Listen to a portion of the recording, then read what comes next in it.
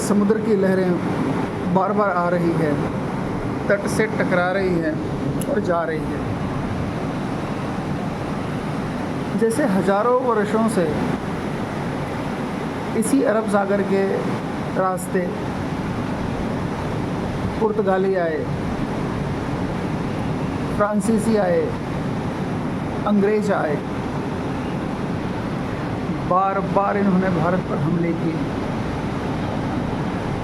आर्थिक, मानसिक, सांस्कृतिक हर तरह से भारत का दोहन किया। लोग समुद्र के किनारे आते हैं, लोग रोमांटिक हो जाते हैं, मैं फिलोसॉफिकल हो जाता हूँ और मैं सोचता हूँ कि ये लहरें आ रही है, टकरा रही है, जा रही है। इसी तरह विदेशी इन्हीं लहरों के साथ हमारे देश में आए, आते गए, टकराते गए, सभी चले गए, लेकिन कुछ न कुछ नुकसान इस देश को दे गए, कुछ न कुछ नुकसान इस देश को दे गए। हाँ, मेरा दुनिया की किसी भी पूजा पद्धति से, धर्म से, किसी भी संस्कृति से विरोध नहीं है, लेकिन फिर भी हर छोटे से छोटे टापू पर, छोटे छोटे आइलैंड पर, बीचेस पर चर्च के प्रतीक बने हुए सब जबरन बनाए गए, जबरन कब्जा करने के लिए बनाए गए। इस बात से भी विरोध नहीं है कि कोई ईसाई हो जाए, पर ईसाई होने के बाद वो भारत और भारत की भारतीयता का इसका शत्रु हो जाता है।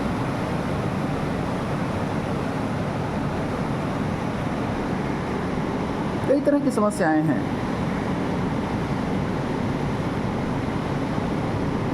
करीब 8 दिन पहले हम लोग केरल में कोची उतरे।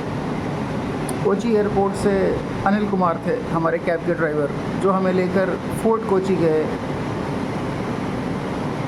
हम लोग वहाँ घूमे, हमने देखा वहाँ यहूदियों का एक बहुत पुराना एक स्थान है जिसको अब होटल बना दिया गया है।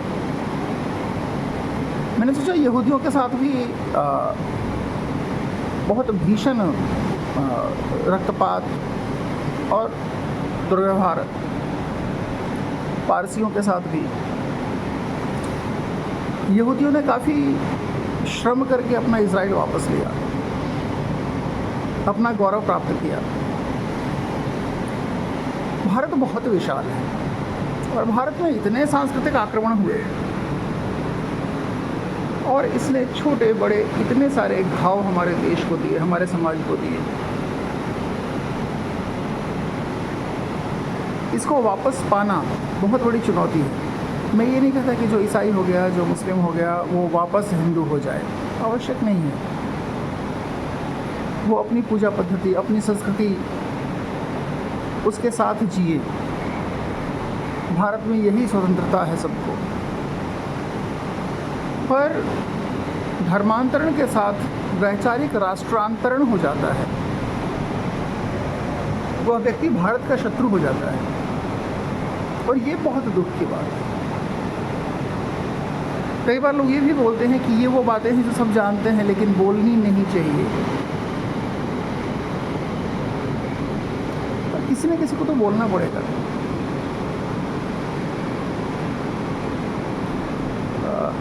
पिछले 10 दिनों में 5 अलग अलग कैब से हमने ट्रैवल किया है।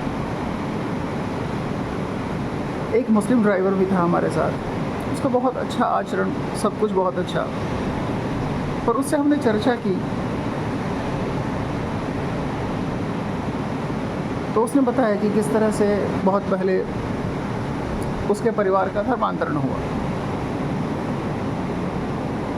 एक ईसाई भी एक कैब ड्राइवर हमें मिला, उसने भी बताया कि किस तरह से वो स्वयं ही उसने बताया कि किस प्रकार से उसके पूर्वजों का धर्मांतरण हुआ। हम इस पर ध्यान क्यों नहीं दे रहे?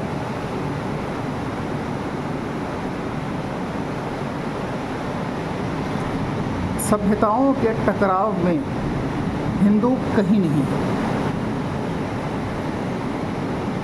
आगे बढ़कर कहीं भी जाकर हमने कोई सांस्कृतिक आक्रमण नहीं किया, पर इन सांस्कृतिक आक्रमणों के कारण धीरे धीरे हम कमज़ोर हो रहे हैं। हम भले ही एक मिथ्या अभिमान पालते रहें कि भारत अभी भी बचा हुआ है, पर कहाँ बचा हुआ है? छोटा होता जा रहा है, सिमटता जा रहा है। कभी न कभी तो ऐसा रहा होगा कि इस अरब सागर के उस पार,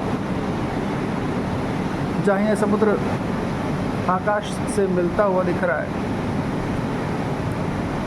आगे जाकर मिस्र में कभी यज्ञ हुआ करते होंगे। आज नहीं हो रहे। कभी वेदों की ऋचाएँ गूंजा करती होंगी, आज नहीं हो रहे। दूर ये छोटे छोटे नाव आ रहे हैं, ऐसी ही नावों में लुटेरे बन के लोग आते गए, जीत गए, लूट कर ले गए, थक गए, हार गए, तो भारत ने उनको अपने में बसा लिया।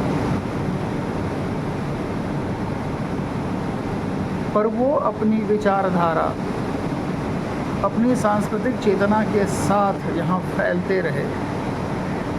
पर धीरे धीरे भारत की जो मूल आत्मा है, उसका नुकसान करते रहे।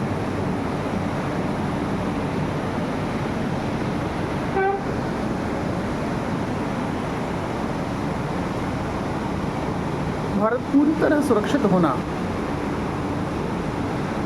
ये कैसे होगा? ये चुनौती है। खैर,